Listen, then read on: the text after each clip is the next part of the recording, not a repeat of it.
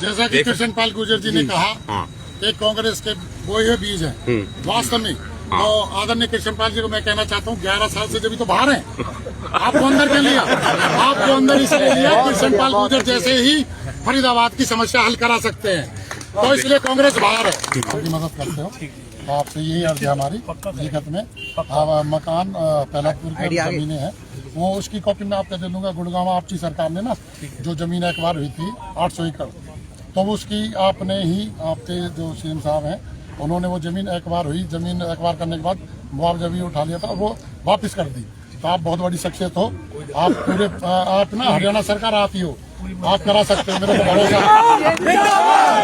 आप सबकी मदद कराओ, जैसे बड़ौली पहलादपुर में मैं बताना चाहता हूँ, सुनो जी, मैं भाई साहब को विश्वास दिलाता हूँ, मैं कभी कोई चुनाव नहीं लड़ूंगा ना कुछ, मैं आप जनता की सेवा करता रहूंगा और एक एक वोट आपको झड़के मिलेंगे, नोट में मिलेंगे, वोट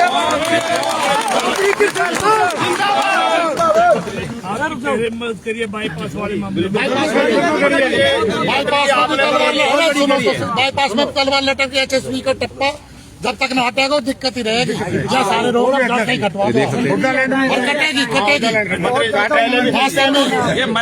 पाल जी वास्तव में ही बहुत मजबूत शख्सियत है।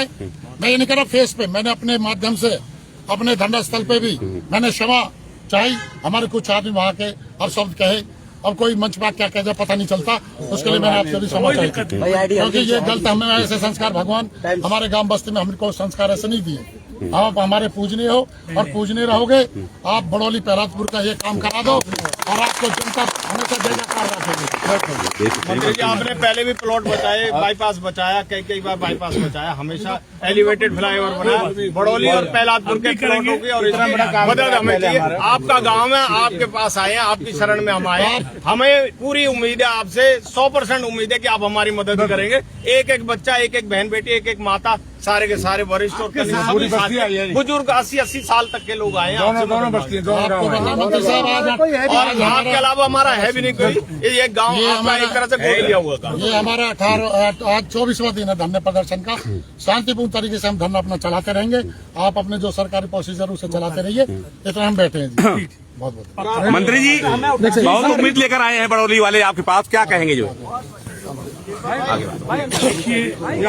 भैया बड़ौली गांव की तकलीफ है, और अगर ये अपनी तकलीफ हमसे नहीं कहेंगे तो किससे कहेंगे? आज हम जो कुछ भी हैं इन लोगों के आशीर्वाद से, तो हमारे पास जितनी ताकत है भलाई के लिए उतनी ताकत हम इनके लिए लगाएंगे। हमारा काम लोगों को बसाने का है, उजाड़ने का नहीं है।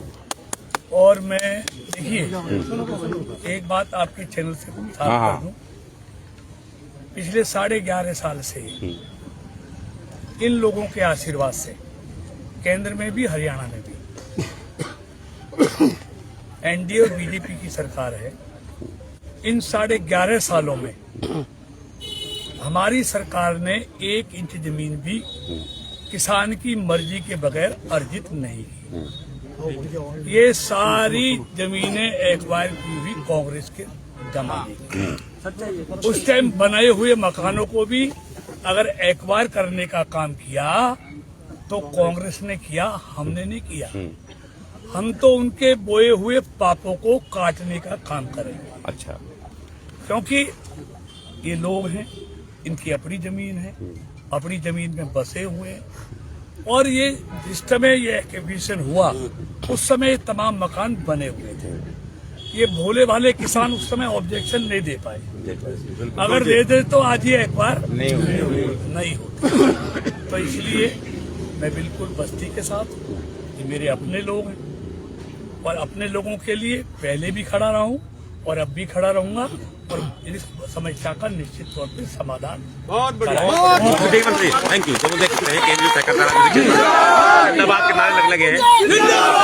ये देखें, जैसा कि कृष्ण पाल गुर्जर जी ने कहा कि कांग्रेस के बोए हुए बीज हैं वास्तव में, तो आदरणीय कृष्ण पाल जी को मैं कहना चाहता हूँ 11 साल से जब तो बाहर हैं, आपको अंदर कर लिया, आपको अंदर इसलिए लिया कृष्ण पाल गुर्जर जैसे ही फरीदाबाद की समस्या हल करा सकते हैं, तो इसलिए कांग्रेस बाहर है। अगर आप अंदर रहना चाहते हो तो आप मेहनत करते रहो, आप अंदर आप ही रहो, और कांग्रेस बाहर ही रहेगी।